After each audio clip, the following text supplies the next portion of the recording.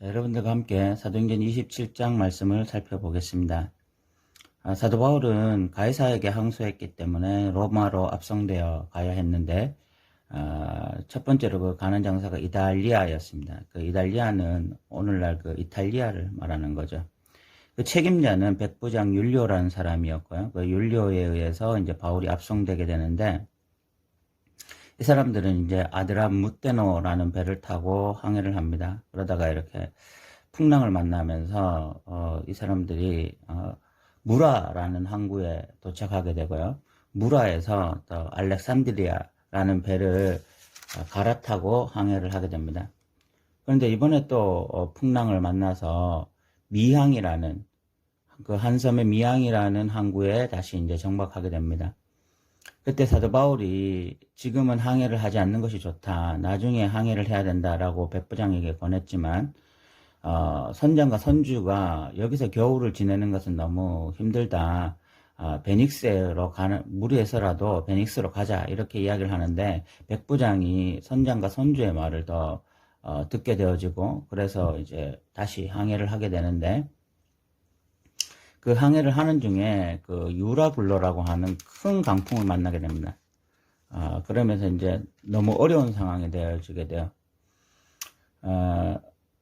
그래서 뭐 그 18절에 보시면 뭐 강풍랑으로 심히 애쓰다가 이튿날 사공되지 막 짐을 바다에 풀어버리고, 막 짐을 바다에 이렇게 풀어버린다는 거는 굉장히 생명의 위협을 받고 있다, 이렇게 보시면 될 것 같습니다. 그리고 뭐 사흘째 되는 날에 배의 기구들 그의 손으로 막 내버리고 이렇게 되니까 그 풍랑이 뭐 어마어마했다는 걸 알 수가 있죠. 구원의 소망이 보이지 않던, 살 소망이 보이지 않던 그런 위험한 순간이었습니다. 그런데 바울이 사람들한테 서서 이렇게 말했습니다. 너희가 내 말을 들었으면 좋았을 텐데 참 이런 어려움이 왔다. 그러나 22절에 보면 내가 너희를 권한다. 이제는 안심하라. 너희 중에 아무도 생명의 손상을 입지 않을 것이다. 오직 배만 좀 위험 좀 파괴되고 아무도 생명의 손상을 입지 않을 것이다. 왜냐하면 하나님의 사자가 내게 이렇게 말하기를, 바울아 두려워하지 말라.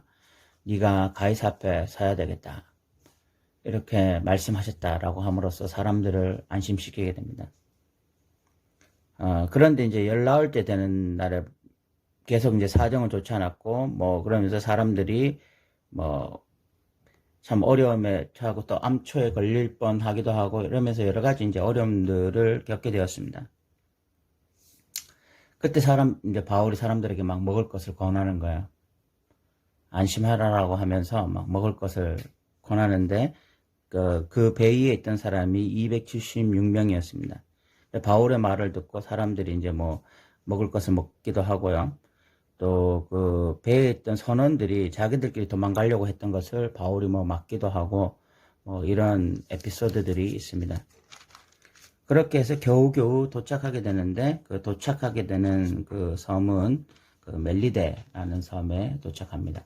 그 이야기가 오늘 27장의 이야기입니다. 27장은 바울이 이제 그 가이사에게 항소하면서 로마로 압송되기 위하여 이제 이탈리아로 항해를 해서 가는 내용인데, 굉장히 풍랑을 만나서 여러 번의 어려움을 겪죠.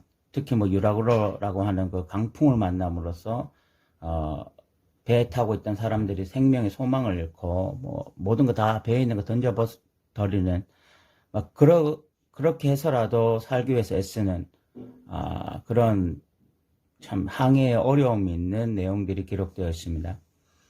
그런데 바울은 이런 상황에서 두려워하지 않습니다. 왜냐하면 성령께서 네가 지금 이곳에서 죽을 것이 아니라 그 로마에 갈 것이다, 그리고 가이사 앞에 설 것이다, 이렇게 미리 말씀해 주셨기 때문에 두려워하지 않는 거야.